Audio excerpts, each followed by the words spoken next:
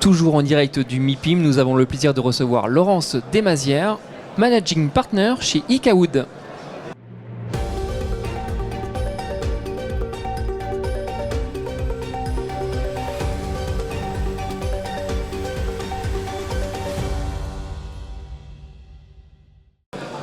Laurence, merci beaucoup d'avoir accepté notre invitation aujourd'hui.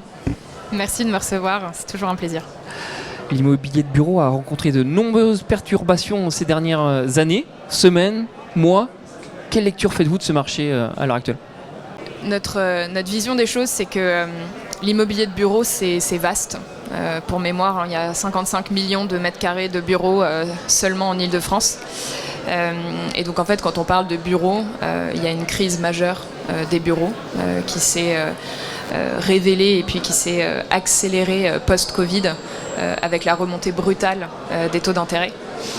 Mais en fait, il faut avoir une lecture assez granulaire du sujet. Et ce dont on se rend compte, c'est que la vacance aujourd'hui a atteint un pic historique.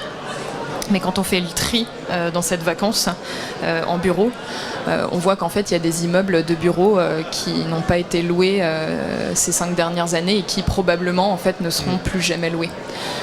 Et donc au-delà finalement d'une crise de l'offre, parce qu'on a eu d'une crise de la demande, parce qu'on a eu évidemment des entreprises qui, post-Covid, se sont posées des questions sur est-ce que finalement j'ai besoin d'autant de mètres carrés et est-ce que j'ai pas plutôt intérêt à baisser un peu mon nombre de mètres carrés.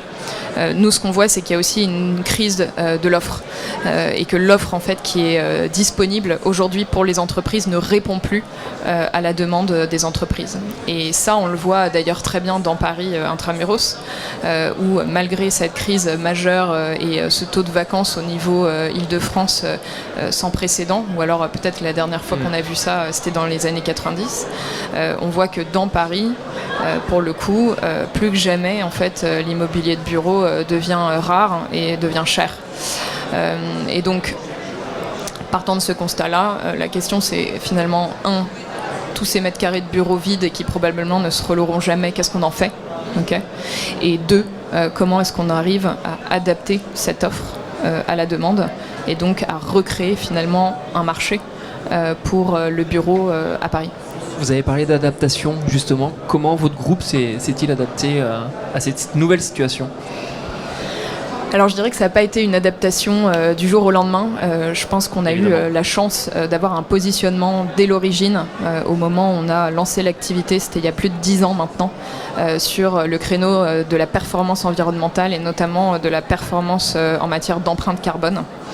Il y a 10 ans encore, quand on parlait d'immobilier bas carbone, on pouvait avoir le sentiment que c'était un nice to have, c'était bien, c'était la cerise sur le gâteau, mais c'était pas ça qui faisait louer, et c'était pas ça non plus qui générait de la liquidité dans le marché pour les produits qu'on développait.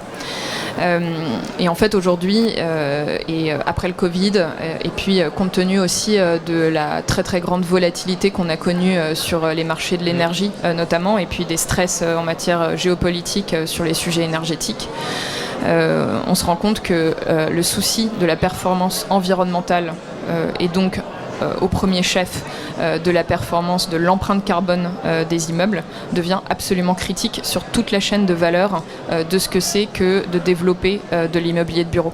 Et quand je parle de chaîne de valeur, c'est non seulement une prise de conscience au niveau des investisseurs qui investissent dans les bureaux, une prise de conscience aussi au niveau des financeurs, puisqu'aujourd'hui toutes les banques sont exposées à ces sujets de calcul des Green Asset Ratios et donc en fait ne sont plus capables finalement de financer certains actifs totalement obsolètes sur le plan environnemental. Et puis et surtout, c'est la prise de conscience écologique des entreprises qui sont aujourd'hui les clientes de cet immobilier de bureau et qui se retrouvent face à un parc qui est quand même largement obsolète et qui du coup aussi est extrêmement coûteux pour elles en matière de charges notamment et dans un monde d'inflation et où la volatilité du cours de l'énergie impacte directement le PNL de ces entreprises, être capable de trouver des produits ultra bas carbone, ultra basse consommation devient absolument essentiel. Et je dirais que pour elles, ça va au-delà de sujets d'ordre purement marketing ou d'ordre de rétention rétention des talents, comme ça a pu être le cas. Donc nous, notre stratégie en fait et notre ADN, c'est de développer de l'immobilier ultra bas carbone pour ces entreprises en choisissant des localisations excellentes sur des nœuds de transport en commun et en réinventant également ce que c'est que le bureau, parce qu'en fait notre conviction c'est que faire du bas carbone c'est bien, mais si ça reste simplement l'apanage des techniciens, des ingénieurs et du reporting, c'est pas suffisant en fait pour embarquer l'entreprise et embarquer tout un écosystème. Et donc l'idée c'est comment est-ce qu'on donne à voir cet engagement bas carbone et comment est-ce qu'on reconnecte en fait l'utilisateur final, vous, moi, toutes les personnes qui vont aller travailler au quotidien, comment est-ce qu'on les reconnecte à leur environnement de travail et comment est-ce qu'on leur offre des espaces qui sont finalement mieux qu'à la maison. Et donc nous, notre credo, c'est ultra bas carbone, mieux qu'à la maison.